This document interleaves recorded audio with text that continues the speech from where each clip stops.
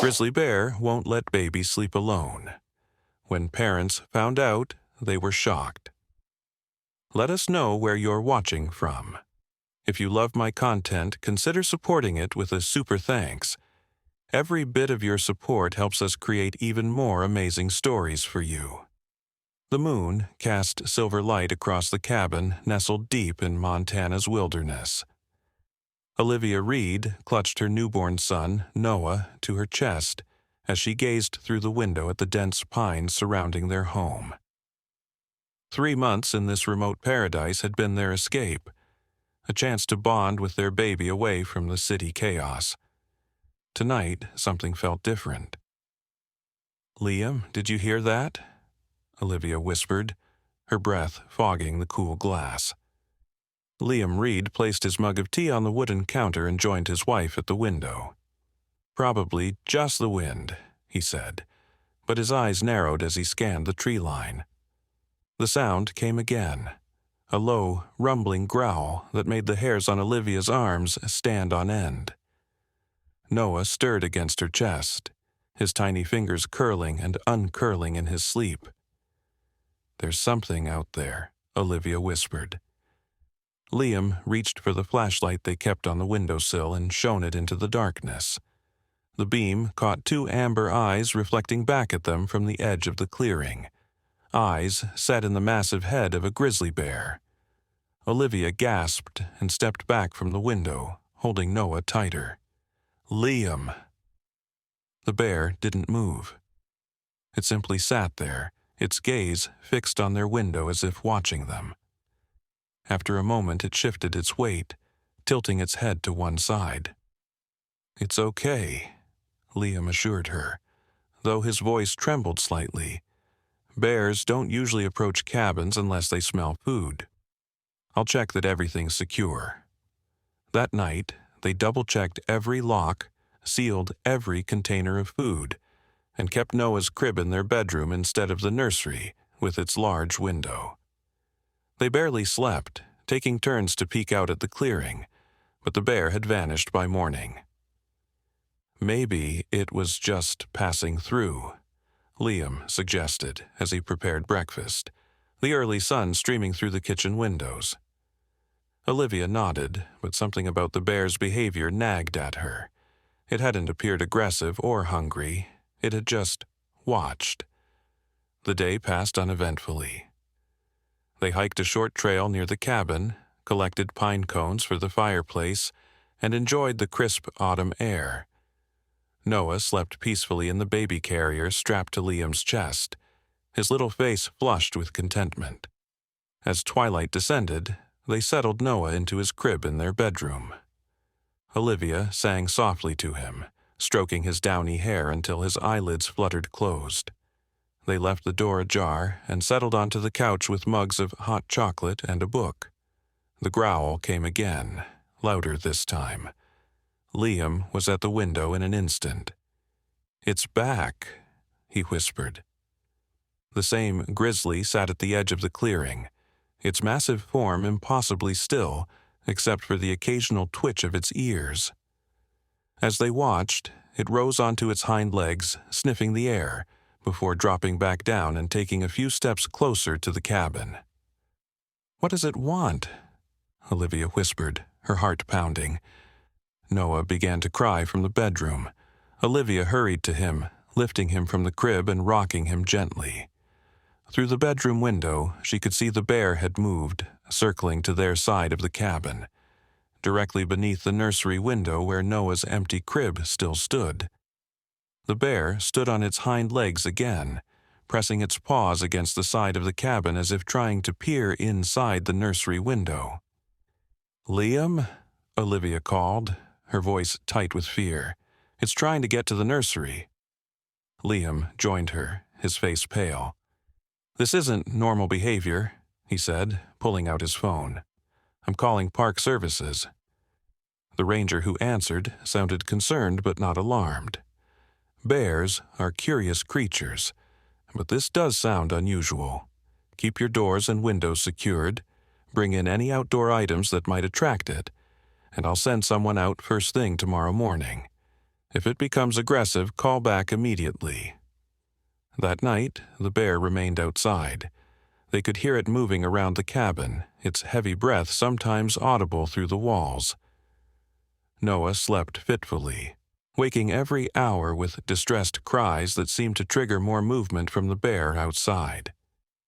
"It's like they're responding to each other," Olivia whispered as she nursed Noah at 3 a.m., the bear's low huffs synchronized with Noah's whimpers.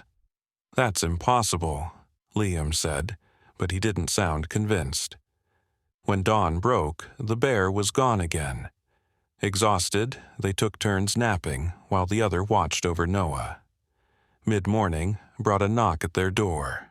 Ranger Thomas Parker, a weathered man with kind eyes and a salt and pepper beard.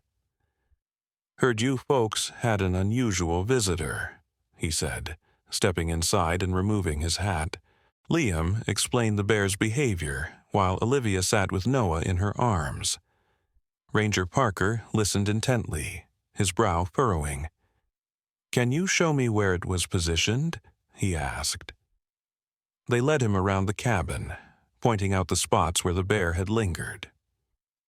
When they reached the nursery window, Ranger Parker crouched down, examining something in the soil.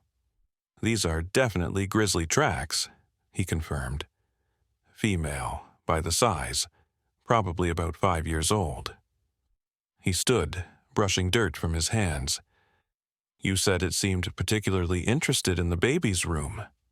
Olivia nodded. It was like it knew Noah was supposed to be in there. The ranger's expression grew thoughtful. "Bears have incredible senses. Smell, hearing. Your baby has a distinct scent that the bear might be curious about." He glanced around the property. "I'm going to set up a few trail cameras. If she returns, we'll get a better idea of what she's doing." By late afternoon, 4 cameras had been positioned around the cabin. Ranger Parker gave them his direct number and promised to return the next day to check the footage. "Try to keep your normal routine," he advised. "If she comes back, don't approach her or make sudden movements. Just observe and call me." That evening, they hesitantly placed Noah in his nursery crib. The baby monitor turned to maximum volume. Olivia couldn't help checking on him every few minutes, afraid to leave him alone. As darkness fell, the familiar growl returned. "She's back," Liam whispered.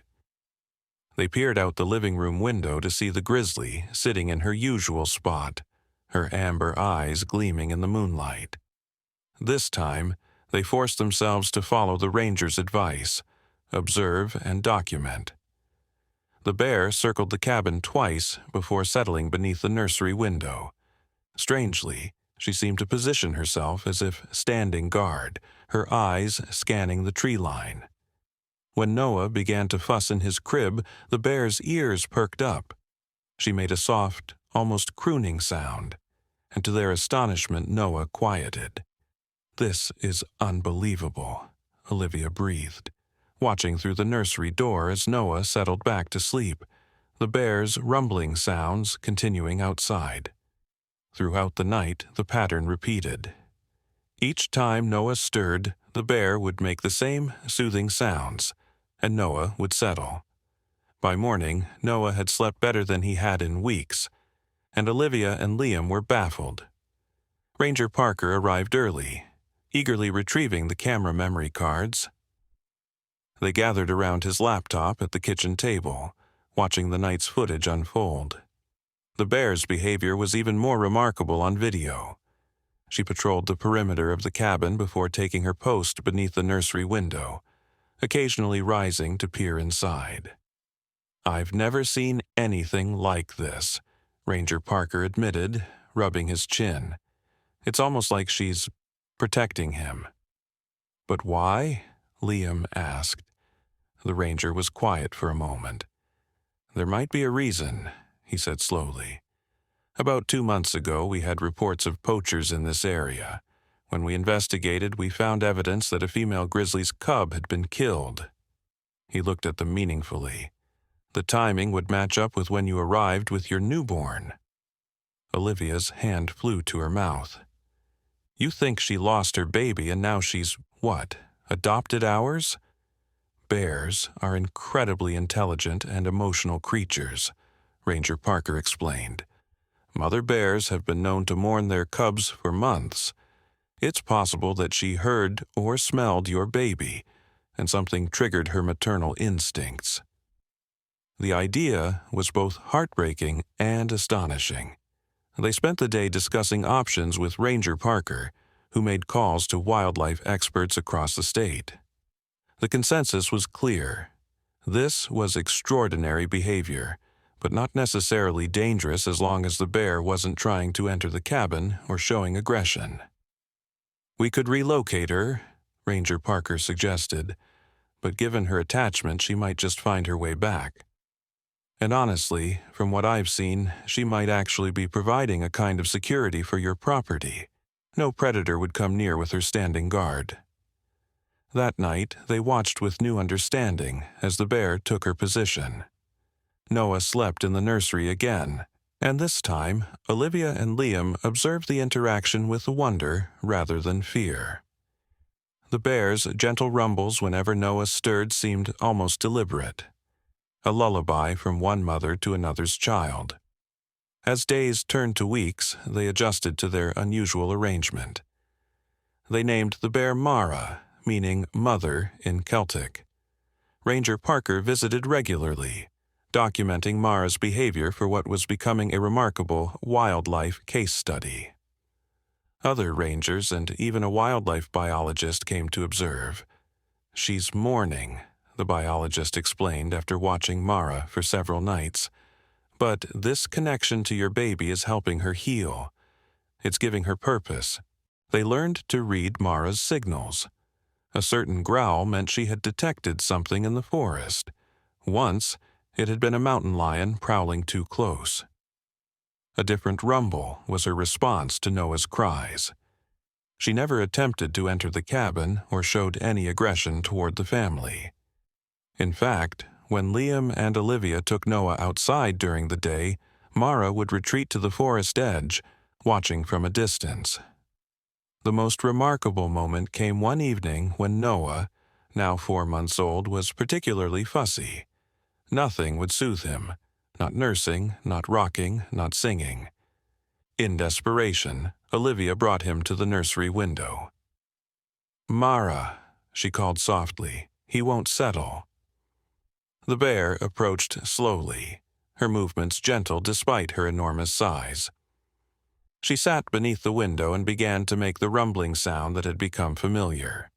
Noah's cries immediately began to subside. He turned his head toward the window, his tiny fingers reaching out as if he somehow knew Mara was there. Tears sprang to Olivia's eyes as she watched this impossible connection between her son and the wild creature outside. In that moment, she understood that fear had been replaced by something else entirely, a profound appreciation for the depths of maternal love that transcended species. When winter arrived, Mara should have begun hibernation. Yet she delayed, reluctant to leave her post. Ranger Parker became concerned for her health. "She needs to hibernate soon, or she won't survive the winter," he explained one snowy morning. "Bears need that time to conserve energy when food is scarce." "What can we do?" Olivia asked, watching Mara through the window as she sat stoically despite the falling snow. The solution came from an unexpected source. The wildlife biologist suggested creating a den close enough to the cabin that Mara might accept it. Ranger teams worked quickly, constructing an artificial den within sight of the nursery window, but sheltered enough to maintain proper hibernation conditions. For days, Mara ignored the den, continuing her vigil. Then, during a particularly harsh blizzard, Olivia had an inspiration. She recorded Noah's heartbeat with a stethoscope and her phone. Then Ranger Parker placed a weather-protected speaker playing the gentle rhythm near the den entrance. That night, as the storm raged, they watched through the window as Mara finally approached the den, sniffing curiously at the speaker. After circling several times, she entered the den and settled inside. "She's accepting it," Ranger Parker confirmed the next morning when he checked the cameras. The heartbeat recording was brilliant. Throughout the winter, Mara emerged occasionally, checking on the cabin before returning to her den. Noah continued to thrive, growing stronger and more alert each day. Olivia and Liam found themselves speaking of Mara as part of their family, sharing stories of her daily vigil with amazed friends and family over video calls. When spring arrived, they feared Mara might leave to search for food or a new territory. Instead, she established a pattern, foraging during the day, returning each evening to her post beneath the nursery window. Noah, now crawling and babbling, would light up with excitement whenever he caught sight of her from the window. One warm afternoon, as Noah napped and Mara dozed beneath a pine tree at the forest edge, Ranger Parker arrived with unexpected news. "We've confirmed it," he said, his expression serious. "The poachers who killed Mara's cub have been caught. They had photographs." He trailed off, shaking his head. The cub was very young, probably just a few months old, about the same age Noah was when you arrived. The revelation hit Olivia like a physical blow. So she really did transfer her maternal bonds to Noah.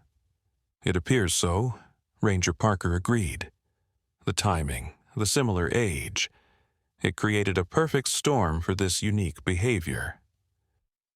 That evening, as Mara took her usual position beneath the nursery window, Olivia sat on the floor inside, her back against the wall, Noah playing with blocks beside her. "Thank you," she whispered, knowing Mara could probably hear her through the glass. "Thank you for watching over him." Outside, Mara made her gentle rumbling sound, as if in response. As months passed, their unusual arrangement became something of a local legend.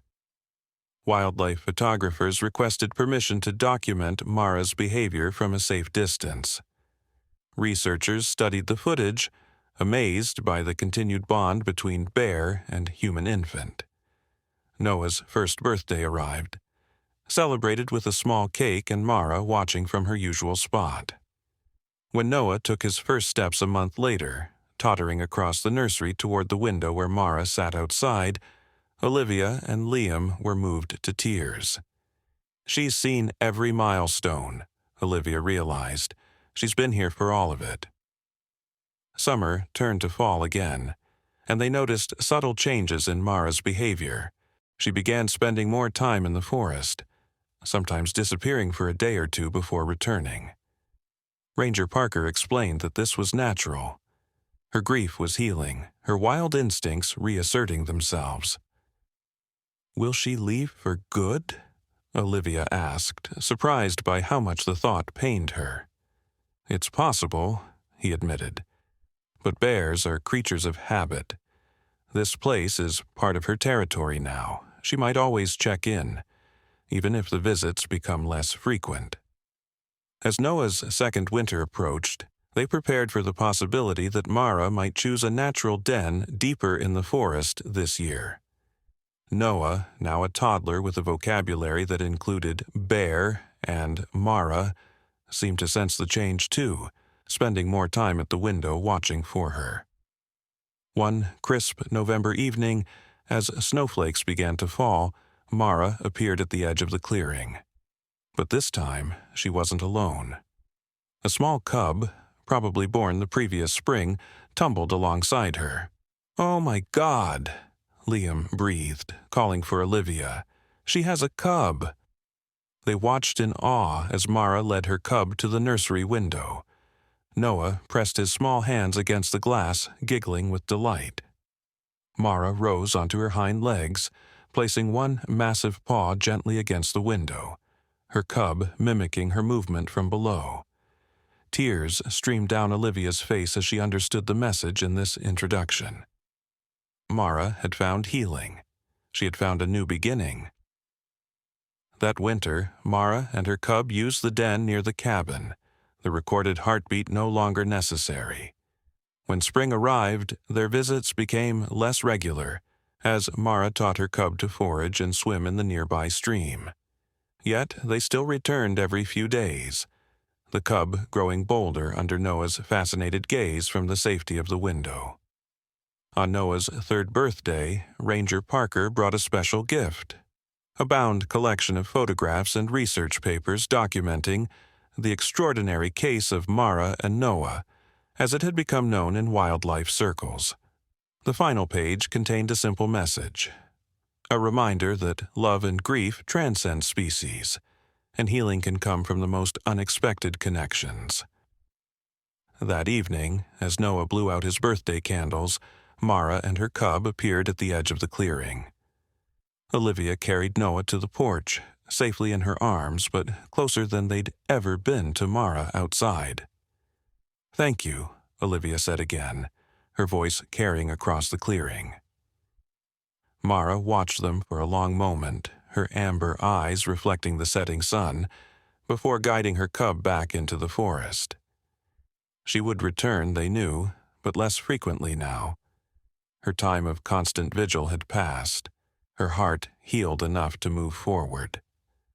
As they watched bear and cub disappear among the trees, Olivia hugged Noah close, marveling at the unexpected guardian who had watched over him, the unlikely bond that had formed across species, and the profound lesson they had all learned about the depths of a mother's love, whether human or bear. "Some might call it impossible," Liam said softly, putting his arm around them both. "But we saw it with our own eyes." Olivia nodded, knowing that their family would forever include the memory of the grizzly bear who wouldn't let their baby sleep alone, and how that unexpected connection had changed them all. The years passed, seasons turning like pages in a storybook. Noah grew from a toddler into a curious 5-year-old with wild chestnut hair and eyes that sparkled with his father's intelligence and his mother's warmth. Mara and her cub visited less frequently, but never disappeared completely, appearing sometimes at the forest edge, watching silently before vanishing again into the trees. "Mom, will Mara come today?" Noah asked one morning as he pressed his nose against the kitchen window, his breath fogging the glass. It had become a ritual question, part of the rhythm of their days. "I don't know, sweetheart," Olivia answered honestly, ruffling his hair. "Bears follow their own schedules." Life at the cabin had found its balance. Liam had built a small wildlife observation platform where Noah could safely watch for Mara and the other forest creatures. Olivia had started a blog documenting their unique experience, which had grown into a popular book about coexistence with wildlife. Ranger Parker still visited regularly, maintaining the trail cameras that continued to capture footage for ongoing research. Then came the summer of the wildfires. It began with smoke on the horizon, a hazy smudge against the blue sky. Within days, the air grew thick and acrid, the sun transformed into a blood-red orb. Evacuation notices appeared on their phones, urgent messages warning of the flames advancing from the west. "We need to leave," Liam said, throwing essential items into their bags. "The fires jumped the ridge. It'll reach us by tomorrow." Noah stood at his window, tears streaming down his face. "But what about Mara and her cub?" Olivia knelt beside him, her heart breaking. "Wild animals sense danger, Noah. They'll head to safety, away from the fire. But how will they find us again?" Noah's voice cracked. "How will Mara know where we went?" Liam and Olivia exchanged glances, having no answer that wouldn't hurt their son more. As they loaded the car, the forest creatures were already fleeing, deer bounding across their clearing, birds filling the smoke-stained sky. Ranger Parker arrived, his truck kicking up dust. "Is everyone ready? The road might not be passable by morning," he warned, helping them secure their bags. Noah suddenly broke away, running to the edge of the clearing. "Mara!" he shouted into the woods. "Mara, we have to go! The fire's coming!" Olivia hurried after him, grabbing his hand. "Noah, honey, we can't wait."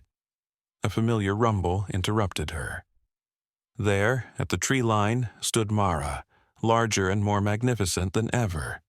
Her cub, now nearly fully grown, lingered nervously behind her. Mara rose onto her hind legs, sniffing the smoke-filled air, her eyes finding Noah's. For a moment, time seemed suspended, the connection between boy and bear as palpable as it had been when he was an infant. Then Mara dropped to all fours and turned away, her cub following as they disappeared into the forest away from the approaching flames. "She's heading east," Ranger Parker noted. "Smart girl. The fire's coming from the west." Noah watched the spot where Mara had vanished, wiping tears from his cheeks. Will she be okay? "Bears are incredibly resourceful," Ranger Parker assured him. "She knows these mountains better than any of us." They drove away as ash began to fall like gray snow, the car filled with the weighted silence of uncertainty. Noah pressed his face against the window, watching his childhood home recede behind them, the smoke swallowing it whole. The evacuation center was a high school gymnasium in the nearest town, filled with families displaced by the growing inferno. Noah slept fitfully between his parents on a cot, whimpering in his dreams. Olivia stroked his hair, her own dreams filled with flames and the image of Mara fleeing into the burning forest. Days passed in a blur of news reports and satellite images of the advancing fire. Their cabin lay directly in the path of destruction. When confirmation finally came that their area had been completely overrun by flames, Noah's shoulders slumped with a grief too heavy for his young frame. "Everything's gone," he whispered. "And Mara?" "We don't know that," Liam said firmly. "Remember what Ranger Parker said? Bears are survivors." As displaced families began returning to assess the damage, Liam and Olivia debated whether to take Noah back immediately or wait until the devastation wasn't so raw. The decision was made for them when Ranger Parker called with unexpected news. "You need to come see this," he said, his voice tight with emotion. "There's something at your property you should witness for yourselves." The drive back was sobering. Blackened trees stood like charred sentinels along the road, the familiar landscape transformed into an alien moonscape. Noah sat silently in his booster seat, his small hand clutching the stuffed bear that was one of the few possessions they'd managed to save. When they reached the turnoff to their property, Ranger Parker was waiting in his truck. His usually stoic face bore a strange expression, a mixture of awe and disbelief. "Before you see," he said as they approached, "I want you to prepare yourselves. Your cabin is, well, you'll see." They followed his truck down the dirt road, bracing for the worst. As they rounded the final bend, Olivia gasped. The clearing where their cabin had stood was indeed blackened and scorched, but in the center, impossibly, their cabin remained, damaged but standing. How? Liam breathed, staring at the structure. The roof was partially collapsed on one side, and the outer walls were singed, but it hadn't burned to the ground as they'd expected. "That's not even the most remarkable part," Ranger Parker said, leading them closer. "Look at the ground around the cabin." As they approached, Noah suddenly ran forward, pointing. "Look, Mom! Look, Dad!" The earth around the cabin formed a distinct pattern, a wide, circular area where the fire had seemingly been stopped, creating a buffer zone around their home.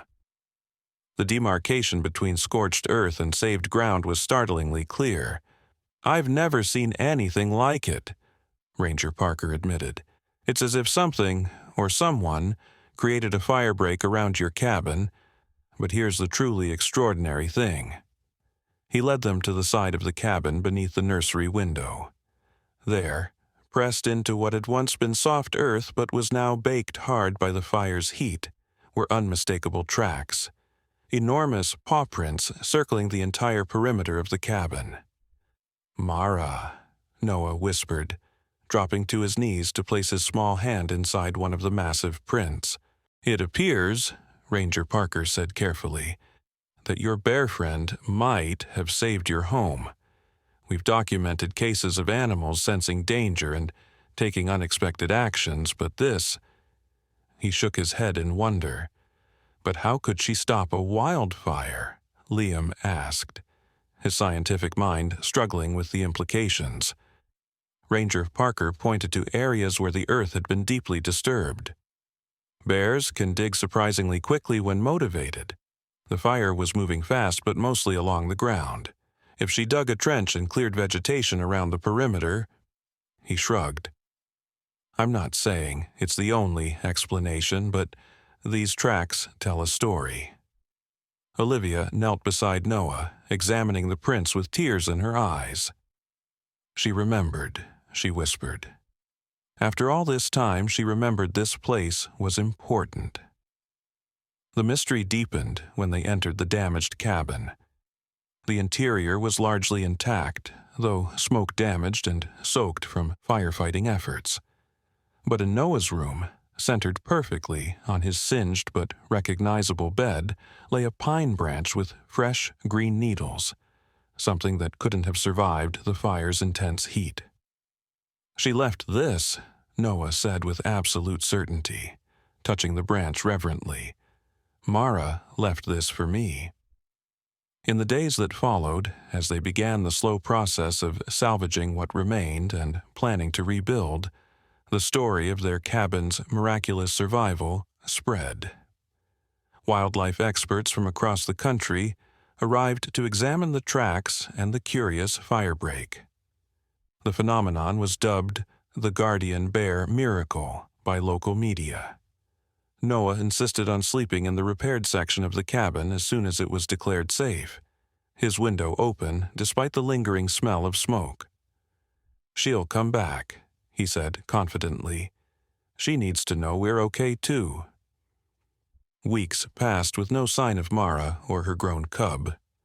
The forest was eerily silent, most wildlife having fled or perished in the flames. Ranger Parker brought sobering reports of the fire's devastating impact on the local bear population, though he was careful to phrase it gently around Noah. Autumn arrived, painting the surviving trees in muted colors. The cabin's reconstruction progressed steadily, with neighbors and even strangers volunteering their help after hearing their story. Noah started kindergarten in the local school, where he became known as the Bear Boy, telling classmates about Mara with solemn pride. One evening, as the first snow began to fall, Noah sat at his rebuilt window seat, chin propped on his hands as he scanned the recovering forest edge. The first flakes swirled like tiny dancers in the porch light. "Maybe she didn't make it," he said quietly, his voice small but steady. "Maybe that's why she hasn't come back." Olivia sat beside him, drawing him close. "We don't know that, Noah. She might have had to travel far to escape the fire, or maybe—" She didn't finish the sentence, unwilling to kindle false hope. The reality was that many animals hadn't survived the devastating blaze. Noah leaned his head against her shoulder. "If she did die saving our house, that would make her the bravest bear ever, right?" "The very bravest," Olivia agreed, her throat tight.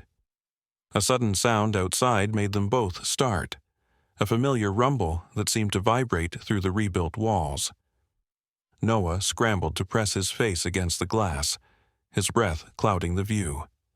There, standing at the edge of the scorched clearing, was a grizzly bear. Even through the falling snow, they could see that this wasn't Mara.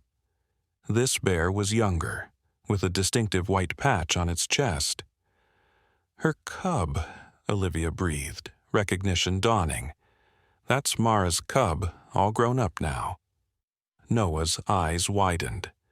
But where's Mara? As if in answer to his question, the young bear turned and looked back toward the trees.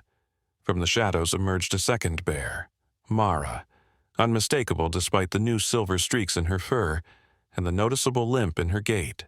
The fire had clearly taken its toll. One ear was partially missing, and patches of her coat showed the shiny texture of healed burns. Noah let out a cry of joy that might have been heard across the valley. "She's alive, Mom, Dad, Mara's alive." Liam hurried into the room, his face lighting up as he saw the bears. "Well, I'll be damned," he whispered. "Our guardian came back." They watched in awe as Mara slowly approached the cabin, her grown cub following cautiously behind.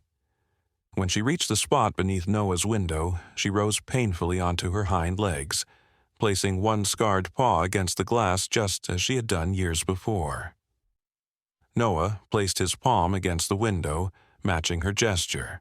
"You saved our home," he said, his words fogging the glass between them. "You're the best bear in the whole world." Mara held the position for a long moment, her amber eyes locked with Noah's, before dropping back to all fours with evident difficulty. She made her rumbling sound, weaker now, but still familiar, before turning and limping back toward the forest edge. Her cub followed, occasionally nuzzling Mara's side as if offering support.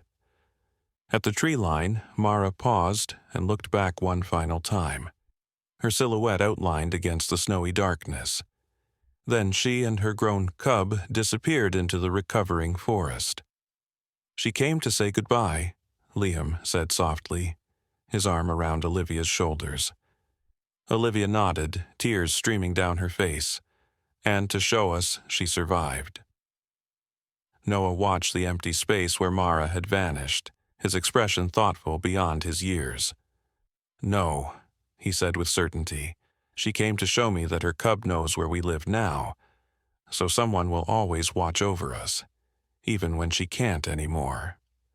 That night, as snow continued to fall, blanketing the scarred earth in healing white, the trail cameras captured something remarkable. Mara and her grown cub digging in the snow beneath Noah's window, clearing a space in the frozen ground. By morning, they had created a shallow den, not deep enough for hibernation but perfectly positioned to keep watch over the cabin. Throughout that winter, the two bears took turns occupying the small den. Sometimes they would be gone for days, but one or the other always returned, maintaining their vigil even as Mara's health visibly declined. By spring, when the first green shoots pushed through the blackened earth, Mara's visits became less frequent. Her grown cub, whom Noah had named Ember for her survival of the fire, came more often alone, bringing with her an unexpected revelation. "She's pregnant," Ranger Parker confirmed after reviewing the latest footage. "Ember will likely have cubs of her own soon." Noah absorbed this news with wide eyes. "Will her babies watch over me too?" "I think," Olivia said carefully, "that Mara and Ember have taught us that some connections don't need to be watched over to remain strong." Summer arrived, painting the recovering landscape with wildflowers pushing defiantly through the ash. Mara made one final visit on Noah's 6th birthday, moving slowly and painfully up to the cabin with Ember supporting her every step. They stayed only briefly, just long enough for Noah to press his hand against the window and whisper, "Thank you for everything, Mara." 2 weeks later, Ranger Parker brought the news they had been expecting but dreading. Tracking collars placed on both bears had led researchers to a secluded grove where Mara had finally succumbed to her injuries from the fire, with Ember keeping watch beside her body. Noah received the news with quiet tears but remarkable composure. "She waited," he said simply. She waited until she knew Ember would be okay without her. They held a small ceremony at the edge of the forest, where Noah placed a hand-carved wooden bear figurine that Liam had helped him make. Ember watched from a distance, her pregnant belly low and full, as Noah said his goodbyes to his first and most unlikely guardian. As summer turned to fall again, Ember gave birth to 2 healthy cubs in a den not far from the cabin. Trail cameras captured their first tentative explorations of the world outside, their mother guiding them with patient rumbles reminiscent of Mara's. On the first anniversary of the fire, as a full moon illuminated the steadily recovering forest, Noah woke to a familiar sound. He crept to his window to find Ember sitting beneath it, her 2 cubs tumbling playfully around her paws. As he watched, she rose onto her hind legs and placed her paw against his window, just as her mother had done so many times before. Behind her, for just a moment, Noah thought he saw a larger shadow move among the trees, a silhouette he recognized instantly, though he knew it couldn't really be there. He smiled and pressed his palm to the glass, feeling the connection that had begun before he could remember and would continue long after this moment. "The story goes on," he whispered, both to Ember and to the memory of Mara that would always inhabit these woods. "The story always goes on." In the years that followed, the tale of Mara became legend in those mountains. The grizzly bear who wouldn't let a baby sleep alone, who saved a family's home from flame, and whose legacy continued through generations of bears who maintained a curious, peaceful vigil over the cabin in the woods. Scientists studied it. Skeptics dismissed it. But Noah Reed knew the truth that lived in his heart and in the amber eyes of each new cub that Ember brought to his window. Some bonds once formed transcend understanding. Some connections once made can never truly be broken. And some guardians, though they walk on 4 legs instead of 2, leave paw prints on the soul that last a lifetime. As Noah grew into a young man with an uncanny affinity for wildlife and a determination to protect the creatures who had protected him, he often returned to his mother's words from long ago. Love and grief transcend species, and healing can come from the most unexpected connections. And on quiet nights, when the moon illuminated the now lush forest that had risen from the ashes, he would sometimes sit by his old window and whisper to the shadows beyond the glass, "Thank you for not letting me sleep alone, Mara. I'll never let your memory sleep alone either." 12 years passed. Noah Reed, now 18, stood on the porch of the rebuilt cabin, a college acceptance letter clutched in his hand. The University of Montana's Wildlife Biology program, his first choice and the culmination of a dream born in the extraordinary circumstances of his childhood. "I got in," he called to his parents, who were tending the vegetable garden that had expanded over the years. "Full scholarship," Olivia straightened, pushing her gardening hat back from her forehead, her smile radiant despite the new lines around her eyes. "I never doubted it for a second." Liam set down his trowel and embraced his son. "Your application essay about Mara must have sealed the deal. Not every student can claim they were watched over by a grizzly bear." Noah laughed, but his eyes drifted toward the forest edge where 3 bears, Ember and her now adolescent cubs, were visible in the evening light. The cubs weren't so small anymore.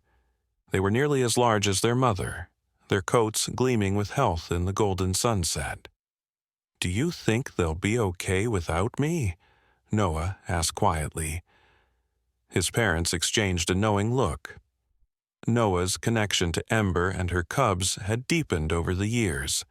He had documented their behaviors meticulously, filling notebooks with observations that had already contributed to several scientific papers, an unprecedented long-term study of a single bear family's interaction with humans.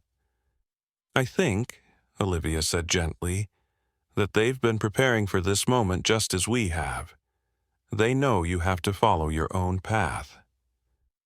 That evening, as twilight painted the sky in shades of lavender and amber, Noah sat on his observation platform at the forest's edge. He had built it himself when he was 15, a wooden structure elevated 10 feet above the ground, high enough to be safe, close enough to observe. Ember approached with her characteristic ambling gait, her 2 cubs, male and female, whom Noah had named Aspen and Sierra, following behind. Though nearly grown, they still deferred to their mother, watching her cues as she settled below Noah's platform. "I got into college," Noah told her, knowing from years of research that bears recognized human voices and could distinguish between individuals. "I'll be leaving in the fall." Ember raised her head, her amber eyes, so like Mara's, fixing on him with that uncanny intelligence. She made a soft huffing sound that Noah had come to recognize as acknowledgement. "I'll come back during breaks," he promised. "And I'm going to study ways to protect bears like you, to make sure people understand how important you are." As darkness fell, Noah remained on his platform, sketching Ember's profile in the journal he always carried. The bears stayed nearby, Aspen and Sierra play-fighting while their mother kept watch. The familiar sounds of their breathing and occasional grunts had been the soundtrack of Noah's childhood, as comforting to him as a lullaby.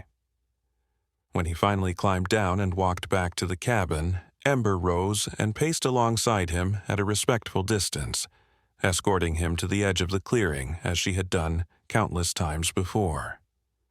At the boundary where forest met yard, she stopped, watching as Noah continued to the warmly lit cabin. "Good night," he called back to her. "See you tomorrow." Inside, Noah found his parents sitting at the kitchen table with an unexpected visitor, Dr. Eleanor Wright, the wildlife biologist who had been studying their unusual bear family for the past decade. "I hear congratulations are in order, Doctor," Wright said, smiling as Noah entered. "The university is lucky to have you." "Thanks," Noah said, setting his journal on the table. "I was just saying goodbye to Ember and the cubs." Dr. Wright's expression grew serious. "That's actually why I'm here. I have some news that affects all of you, especially Ember's family." Noah felt a chill of apprehension. "What kind of news?" "The Forest Service is planning a significant expansion of hiking trails in this area," Dr. Wright explained, unfolding a map on the table. "Tourism has been increasing since the fire recovery, and they want to capitalize on it." "But this is Ember's territory," Noah protested, studying the red lines that cut through familiar sections of forest. "These trails would go right through their feeding grounds." Dr. Wright nodded grimly. "That's not all. There's also a proposal for a small resort development here." She pointed to a spot less than a mile from their cabin. "If approved, construction could begin next spring." Liam frowned. "Can't they build somewhere else? This area is still recovering from the fire." "That's precisely why they want it," Dr. Wright explained. "The fire created natural clearings, reducing the cost of development. Plus, the views from this ridge are spectacular now that some of the tree cover is gone." "But what about the bears?" Noah asked, his voice tight with concern. "What about Ember and her cubs?" "That's where you all come in," Dr. Wright said. "Your documentation of this unique relationship has scientific value that could influence the decision. The fact that these bears have maintained peaceful coexistence with humans for over a decade makes this a unique case study." Olivia reached for Liam's hand. "What can we do?" "There's a public hearing next month before the county zoning board," Dr. Wright explained. "If you're willing to present your experiences and Noah's research, it could make a difference." That night, Noah couldn't sleep. He stood at his window, scanning the darkness for any sign of Ember and her cubs. The thought of their habitat being destroyed, of hiking trails and resort buildings driving them away, made his chest ache with a fierce protectiveness. "I won't let it happen," he whispered to the night. "I promise." Over the next weeks, Noah threw himself into organizing his years of observations. He compiled photographs, tracking data, and behavioral notes into a compelling presentation. His parents contributed their own accounts, and Dr. Wright provided scientific context for the significance of their bear family's unusual behavior. Word of their fight spread through the community, dividing opinion. Some locals welcomed the economic opportunities the development would bring. Others valued the wilderness and its inhabitants. Noah gave interviews to local newspapers and even a regional television station, his passion and articulate defense of the bears making him a compelling advocate. 3 days before the scheduled hearing, Noah woke to an unfamiliar sound. Multiple vehicles approaching their cabin. He looked out to see several Forest Service trucks and a news van pulling into their clearing. "Mom, Dad!" he called, hurrying to dress. Outside, they found Ranger Parker, now the senior wildlife officer for the district, speaking with several uniformed colleagues and a reporter. His expression was grave. "What's happened?" Liam asked, approaching the group. "There was an incident yesterday," Ranger Parker explained. "A hiker was injured on the ridge trail just beyond your property line." Noah felt his blood run cold. Was it one of our bears?" Ranger Parker nodded reluctantly. Witnesses described a bear matching Aspen's description. The hiker apparently came upon him suddenly while he was feeding. The bear was startled and swatted at him, broke his arm and caused some lacerations. "But that's just defensive behavior," Noah protested. "Aspen wouldn't attack unprovoked." "I know that," Ranger Parker said quietly, "but this complicates things. The development supporters are already using it as evidence that the bears are dangerous and should be relocated." "Relocated?" Noah echoed, his voice hollow. "You mean taken away from their home? From us?" The ranger placed a hand on Noah's shoulder. "I'm fighting it, son. But this incident has shifted public opinion. The hearing has been moved up to tomorrow, and they've brought in officials from the state wildlife department to assess the situation." That afternoon, while his parents spoke with the authorities, Noah slipped away to his observation platform. He needed to find Ember and her cubs, to see for himself that they were okay. But the forest remained silent and empty for hours. No familiar shapes moving among the trees. As sunset approached, Noah was about to give up when he spotted movement, not Ember, but Aspen, moving tentatively along the tree line. The young male bear looked agitated, his head swinging from side to side as if searching for threats. "Aspen," Noah called softly. "It's okay, I'm here." The bear's head swung toward him, nostrils flaring as he caught Noah's scent. For a moment, Aspen seemed about to retreat, but then he moved cautiously toward the platform, stopping at its base. Noah climbed down slowly, keeping his movements deliberate and calm. He had never been this close to Aspen without the security of a window or elevation between them. Though he had known this bear since birth, an adult male grizzly was still a powerful wild animal, especially one who had recently been in a confrontation with humans. "Where's your mom?" Noah asked, keeping his voice low and soothing. "Where's Sierra?" Aspen made a soft woofing sound, pacing anxiously. Noah noticed something alarming, a red tag attached to the bear's ear that hadn't been there before. "They tagged you," Noah realized. "They must have tranquilized you after the incident." Aspen turned suddenly, looking back toward the deeper forest. A distant mechanical sound reached them. Engines, multiple vehicles moving through the trees on the old fire road. "Noah!" His father's voice carried from the direction of the cabin. "Noah, where are you? The relocation team is here early." Understanding crashed over Noah like ice water. They were coming for Aspen now, not waiting for the hearing. And if they found Ember and Sierra too— "You have to go," he urged Aspen, making a pushing motion with his hands. "They're coming to take you away. Find your mom and sister and go deep into the mountains." Aspen seemed to hesitate, torn between his ingrained trust of Noah and the obvious threat approaching. The engines grew louder. Making a split-second decision, Noah removed his jacket, the one that held his scent most strongly, and draped it over a low branch. "Follow my scent this way," he said, pointing east, away from the approaching vehicles. "I'll find you. I promise." With a final look that seemed to hold both trust and farewell, Aspen turned and loped away in the direction Noah had indicated, soon disappearing among the trees. Noah ran back to the cabin, arriving just as several official vehicles pulled up. A team from Montana Fish, Wildlife, and Parks emerged, including a veterinarian with tranquilizer equipment. "Where have you been?" Olivia asked, her face drawn with worry. "They've come for Aspen. They say he's a danger now."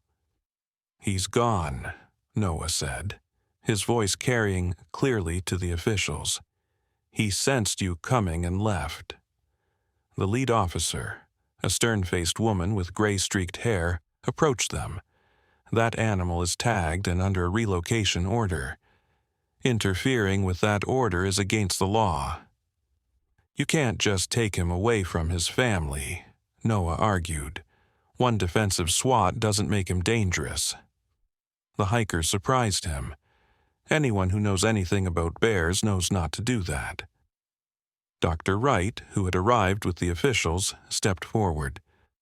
"The boy has a point. This bear family has a documented history of peaceful human interaction. One incident doesn't erase 12 years of data." The standoff continued as darkness fell, with the officials insisting on searching the property's perimeter, while Noah, his parents, and Dr. Wright argued for postponing any action until after the scheduled hearing. Finally, Ranger Parker arrived, bringing welcome news. "I've just gotten off the phone with the regional director," he announced. "He's agreed to suspend the relocation order until after tomorrow's hearing, given the unique circumstances of this case." The officials withdrew reluctantly, promising to return the following day. As the vehicles disappeared down the road, Noah sagged with relief. "They'll be back, though," Liam said soberly, "and they'll have more authority after a formal decision." Noah nodded, his mind racing. "Then we have to make sure that decision goes our way, and I need to find Ember and Sierra before they do." That night, as his parents finalized their presentation for the hearing, Noah slipped out with a powerful flashlight and his tracking equipment. He followed the path he had shown Aspen, searching for any sign that the bear had found his family and led them to safety.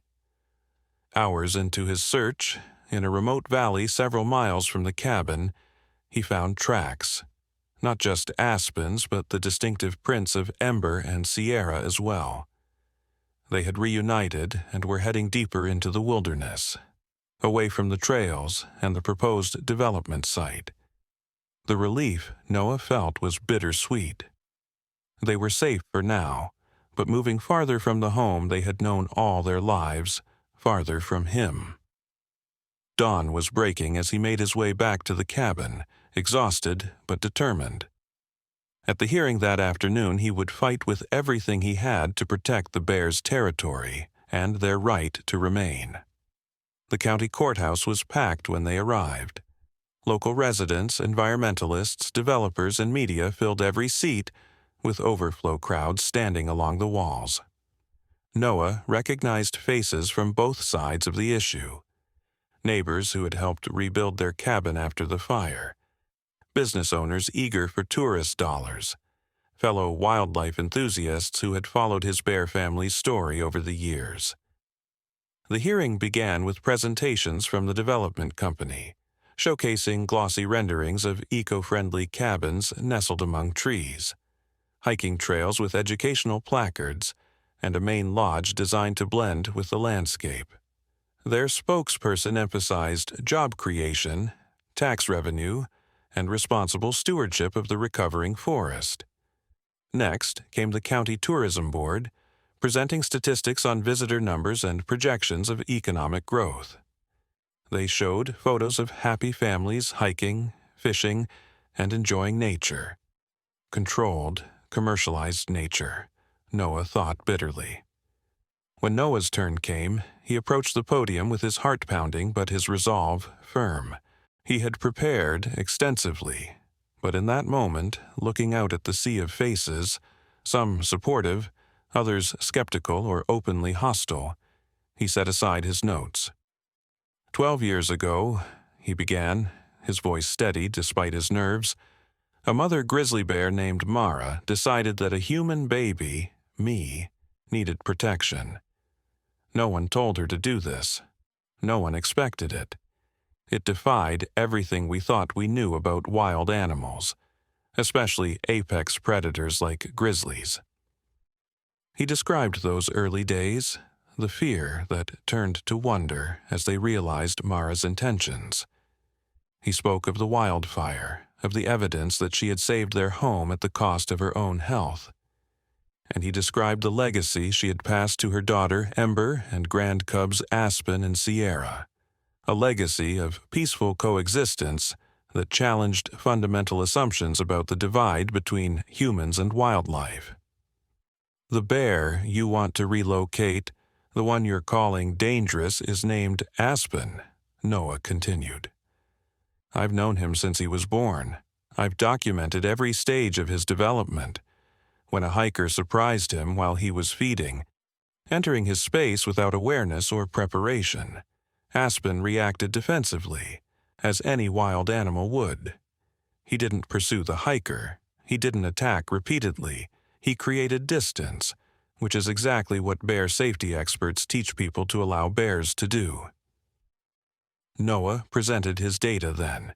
Years of careful observations showing how Ember had taught her cubs to navigate the complex border between their world and human territory. He showed clips from trail cameras capturing moments of curiosity, playfulness, and intelligence. Bears behaving not as mindless threats, but as thinking beings worthy of respect and understanding. The land you want to develop isn't empty space waiting for human improvement, he said, his voice growing passionate. It's Ember's territory, the only home her family has ever known. These aren't just any bears that can be moved elsewhere without consequence. They are individuals with memories, relationships, and a unique history of peaceful interaction with humans. When he finished, the room was silent for a long moment before erupting into a mixture of applause and heated discussion. Dr. Wright followed with her scientific perspective, and Olivia and Liam shared their family's extraordinary journey alongside their bear neighbors. The state wildlife officials presented last, acknowledging the unique nature of the case but emphasizing their mandate to prioritize human safety. They recommended a compromise: a smaller development footprint, stricter regulations on hiking trails, and a monitoring program for the bears rather than immediate relocation. As the zoning board retired to deliberate, Noah stepped outside for fresh air, his mind replaying every word, wondering if he'd said enough, if anyone had truly heard him. A familiar figure approached, the hiker who had been injured by Aspen, his arm in a cast and sling. Noah braced himself for recriminations, but the man's expression held no anger. That was quite a speech, the hiker said. I didn't know the history when I came up here hiking. How's your arm? Noah asked cautiously. It'll heal, the man shrugged. Look, I didn't come here to blame the bear. I came to tell the board that I was the one at fault. I was off trail, not making noise, not carrying spray. I practically walked right into him while he was eating berries. My buddy got it on video. was filming the scenery when it happened. Noah's heart leaped. You have video of the encounter? The hiker nodded. Shows exactly what you said. The bear was surprised, swatted once, and ran off. My buddy's inside showing it to the officials now. When the board reconvened, their decision reflected the impact of this new evidence. The development would proceed, but with significant modifications. A smaller footprint further from the bear's core territory, stricter wildlife protection protocols, and most importantly, no relocation order for Aspen or his family unless further incidents occurred. It wasn't a perfect victory, but it was enough to protect the most critical areas of the bear's habitat. As they drove home that evening, Noah felt a weight lift from his shoulders. You did it, Olivia said proudly.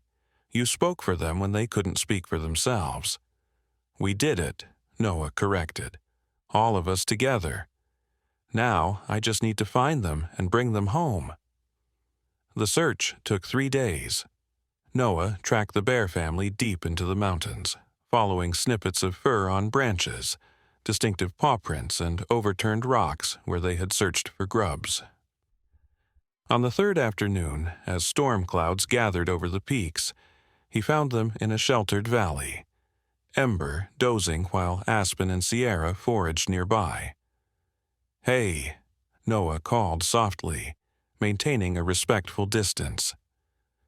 All 3 bears looked up instantly, Ember rising to her feet with a low grunt of recognition. Noah remained still, allowing her to approach on her terms.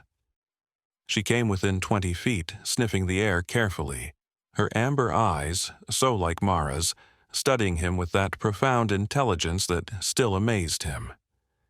It's safe to come home, he told her. I made sure of it.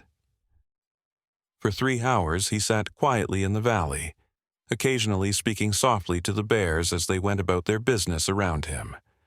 As the first raindrops began to fall, he rose to head back, uncertain if they would follow. He didn't look back as he hiked, focusing on the treacherous path as the storm intensified. It wasn't until he reached the edge of their property, near dusk, that he realized he had company.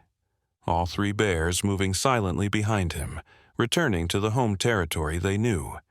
They're back, he called, running toward the cabin where his parents waited anxiously on the porch. That night, as rain drummed on the roof, Noah watched from his window as Ember and her cubs settled into their familiar resting spot at the forest edge. Something eased in his chest, a tension he hadn't fully acknowledged until it released. The summer passed quickly after that. Noah prepared for university, knowing he would have to leave his bear family behind physically while carrying their story with him.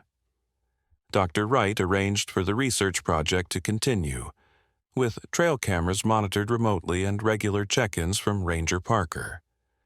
On his last night before departure, Noah sat on his observation platform as darkness fell.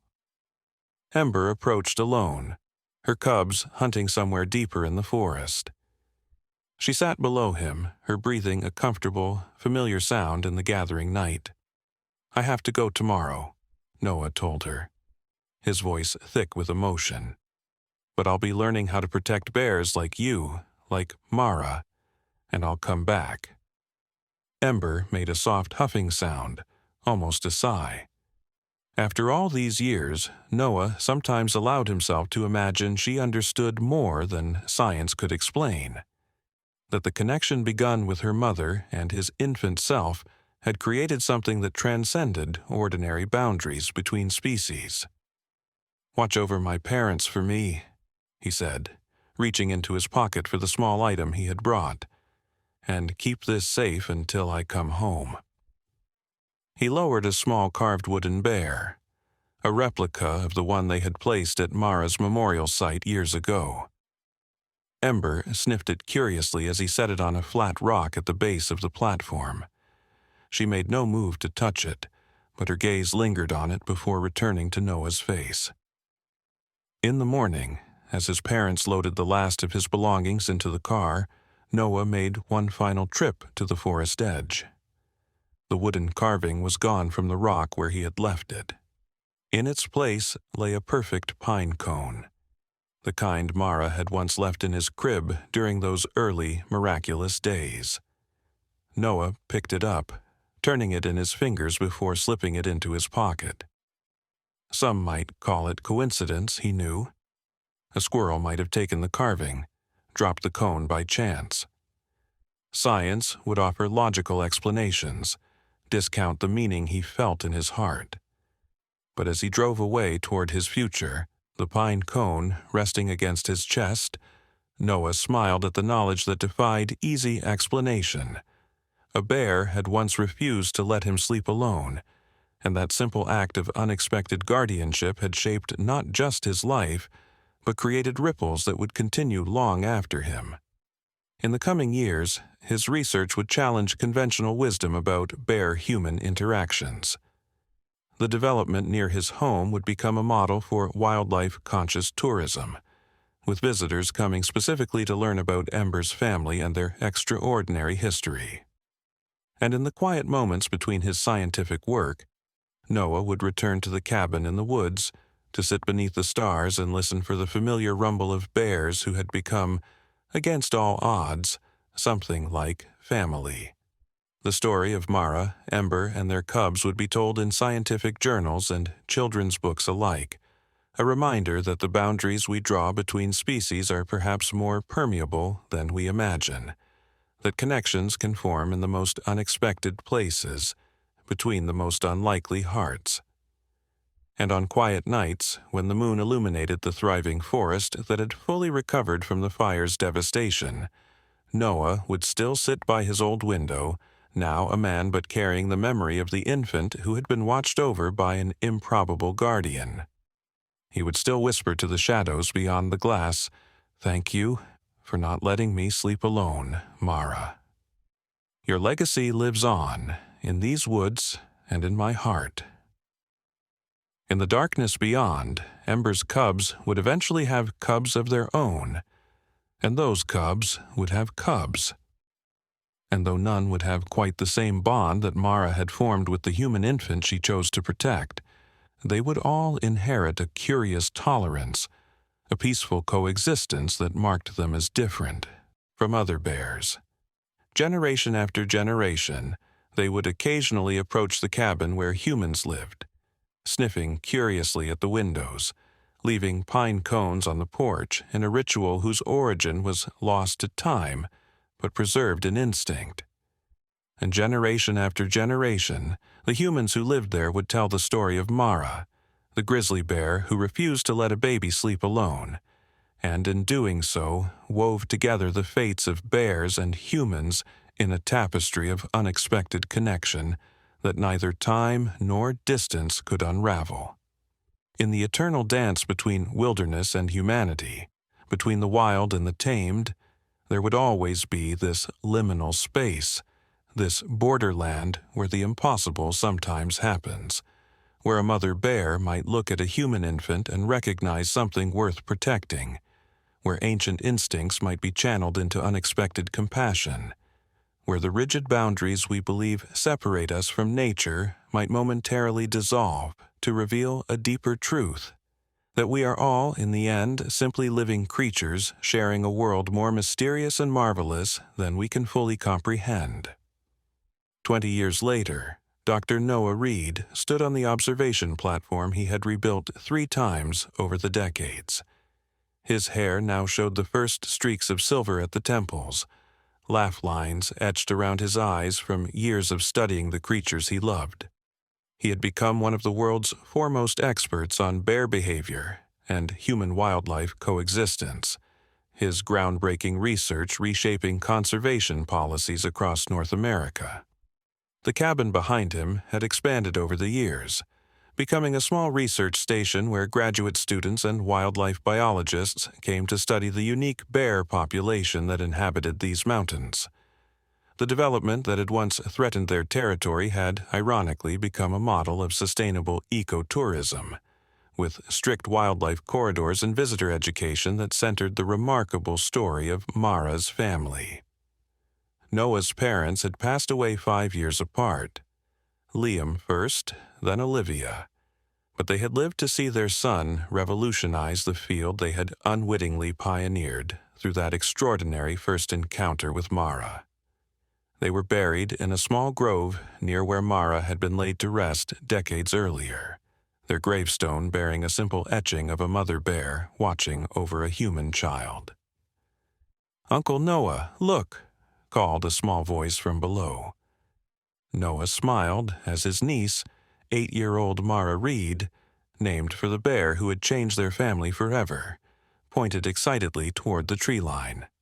Her mother, Noah's sister Emma, had been born 3 years after the wildfire, growing up with the next generation of bears as her unusual playmates. At the forest edge, a massive Grizzly emerged, Sierra's granddaughter, a bear they called Luna for the perfect crescent marking on her chest. Behind her trailed 2 spring cubs, tumbling over each other in that eternal dance of sibling play that transcended species. "They're coming to meet you," Noah told his niece, lifting her up to see better. Little Mara's eyes widened with wonder. "They know me. They recognize you as family," Noah explained. "Their great-great-grandmother watched over me when I was even smaller than you. They remember in their own way." The bears approached with the measured caution that was their nature, yet with the unique confidence that had become the hallmark of Mara's descendants. Luna settled at a respectful distance from the platform, her cubs exploring the familiar ground beneath it while she kept watchful eyes on them. Noah had dedicated his life to understanding this phenomenon, this multi-generational relationship between one family of humans and one family of bears that defied easy scientific explanation. His research had documented similar, if less dramatic, cases around the world.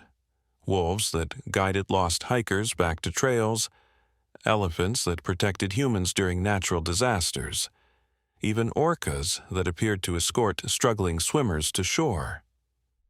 "Nature remembers," he would tell his students. "Kindness echoes. Compassion creates connections that outlive individual lifespans." The evidence filled the database he had meticulously maintained for decades. Thousands of interactions, hundreds of generations of bears, all descending from one mother who had lost her cub and found something to protect in a human child.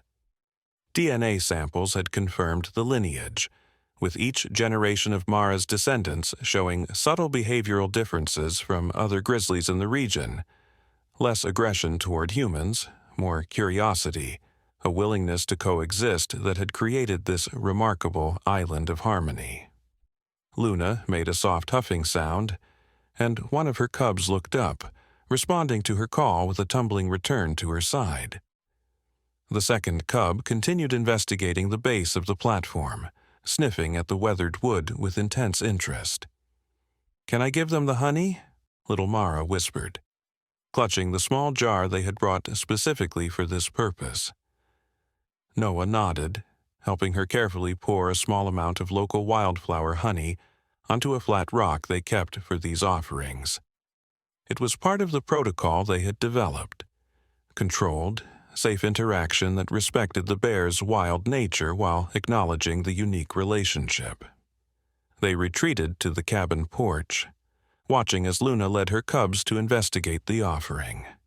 The bears licked the honey with obvious pleasure, their powerful jaws and dangerous claws momentarily employed in this gentle task, demonstrating the duality of their nature: wild yet capable of gentleness, powerful yet discerning.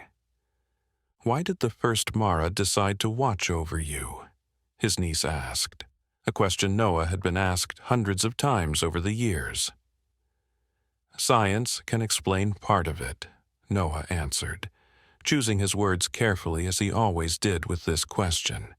"Her grief over losing her cub, my parents' arrival with a new baby, the similar sounds infants make across species, but science can't explain everything." He paused, watching Luna guide her cubs back toward the forest as the evening shadows lengthened. I believe there are connections in this world that run deeper than we understand, he continued. Moments when the boundaries we create between ourselves and other creatures become thin enough to cross. Mara crossed that boundary out of love. The love she still carried for her lost cub, redirected to a human infant who needed protection. That night, as little Mara slept in what had once been Noah's childhood bedroom, he sat on the porch beneath a sky ablaze with stars. The research station was quiet, the graduate students having returned to the university for the semester break. It was just Noah and his niece this weekend, a cherished opportunity to pass down not just scientific knowledge but the deeper wisdom this extraordinary life had taught him. A soft sound in the darkness drew his attention, the familiar rumble of a bear moving through the night. He smiled, not needing to see to know that Luna had returned, keeping her own kind of vigil as her ancestors had done for generations. "Hello, old friend," he said softly into the darkness. The rumble paused, then resumed, closer now. Noah remained still, unafraid. After a lifetime alongside these creatures, fear had long since been replaced by profound respect and understanding. Luna's massive form materialized from the shadows, silver-tipped fur gleaming in the moonlight. Without her cubs this time, they would be safely denned somewhere nearby, under the watchful eye of another family member perhaps. She approached the porch steps and sat, her posture so like Mara's had been that Noah felt a pang of déjà vu. For a moment, time seemed to fold back on itself, and he was a child again, watching his first bear guardian through the nursery window. "You're wondering about the little one," Noah said conversationally, knowing from decades of research that bears recognized human vocal patterns, even if they didn't understand the words. "She's named after your great-great-grandmother. She'll carry the story forward when I no longer can." Luna tilted her head, amber eyes reflecting starlight. From inside the cabin came the faint sound of little Mara turning over in her sleep, a child's sigh barely audible through the open window. Luna's ears twitched toward the sound. After a moment, she made that same soothing rumble that Mara had once used to quiet Noah's infant cries. The sound vibrated through the night air, a lullaby as ancient as the mountains themselves. Inside, little Mara settled deeper into sleep, as if somehow comforted by the bear's distant song.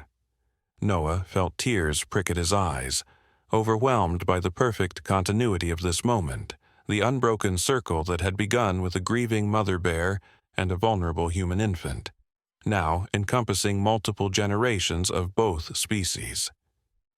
The tears spilled over as he recognized the profound privilege of his life to have been part of something so much larger than himself, something that transcended the boundaries humans so often imposed on the natural world.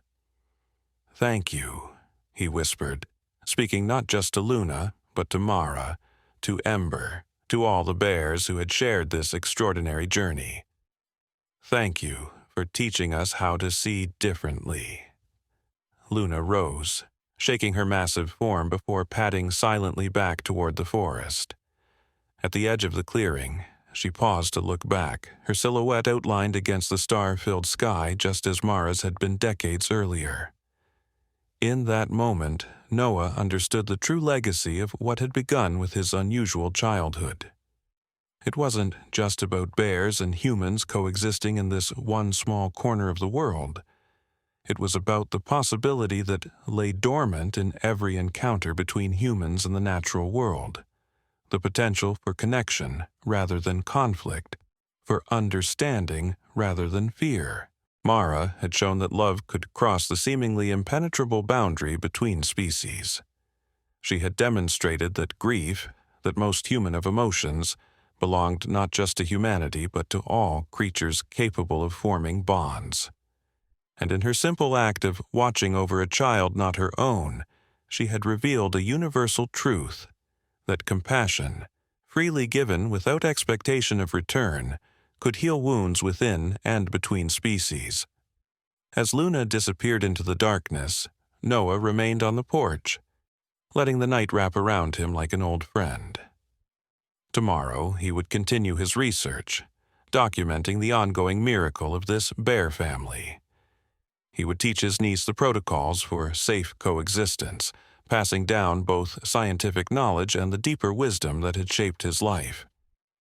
But tonight he simply sat with the profound gratitude that filled his heart, for the unlikely guardian who had refused to let a baby sleep alone, for the generations of bears who had maintained a peaceful vigilance over his family, and for the extraordinary privilege of bearing witness to the miracle that began with one mother bear's grieving heart finding solace in protecting a human child.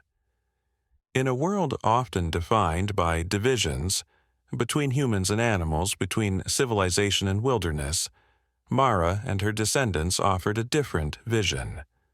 One where boundaries could be crossed with care and respect, where ancient instincts could manifest as unexpected compassion, where the circle of protection and understanding could widen to include those once considered other. As Noah finally rose to go inside, he glanced once more toward the forest where Luna had vanished. The stars seemed to pulse with a rhythm that matched his heartbeat, a cosmic reminder that all life on Earth shared a common origin, a common destiny. "We are never truly alone," he whispered to the night. "Not when we open our hearts to all the ways we are connected." Inside, he checked on his sleeping niece, her small face peaceful in the moonlight filtering through the window. The same window where he had once watched Mara standing guard, where he had pressed his palm against the glass in wordless communion with a creature who should have been a stranger, but had somehow become family. Little Mara stirred, her eyes fluttering open briefly. "Is the bear still here?" she murmured sleepily. "She's always here," Noah answered softly, stroking her hair. "In the trees, in the earth, in the air we breathe. And in here." He touched her chest gently, over her heart. "Just as the first Mara will always be in mine." The child smiled and drifted back to sleep, secure in the knowledge that she was part of something wondrous, a living testament to what could happen when fear gave way to understanding, when boundaries dissolved in the face of compassion, when one grieving mother's redirected love created ripples that would continue long after she was gone. Noah settled into the chair beside the bed, keeping his own kind of vigil as humans had done since time immemorial, watching over the next generation, preserving the stories that gave life meaning, ensuring that wisdom hard-won would not be lost. Outside, the night creatures sang their ancient songs, the hoot of an owl, the distant howl of a wolf, the rustle of wind through pine needles. And somewhere in the darkness, a mother bear watched over her sleeping cubs, part of an unbroken chain stretching back to Mara, who had once looked at a human infant and seen not a stranger, not a threat, but simply another small creature in need of protection. In that simple recognition lay the deepest truth of all, that despite our differences, despite the boundaries we erect between species, we share this world and its fate. When we recognize ourselves in others, even those with paws instead of hands, with fur instead of skin, we open the door to a deeper understanding of our place in the vast web of life. The story of the grizzly bear who wouldn't let a baby sleep alone would continue to be told, generation after generation, a reminder that the most profound connections often begin with the simplest acts of compassion, and that sometimes the most important boundaries are the ones we learn to cross with love.